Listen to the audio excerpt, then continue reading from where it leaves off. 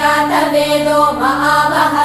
तां महावः जातवेदो लक्ष्मीमनपगामिनी यस्यां हिरण्यं विन्देयं गामश्वं पुरुषानहम् अश्वपूर्वामृतमद्यां हस्तिनादप्रबोधिनी श्रियं देवीमुपह्वये श्रीर्महादेवीर्जुषताम् तां सोऽस्मितां हिरण्यप्राकारां मात्रां ज्वलन्तीं तृप्तां तर्पयन्तीं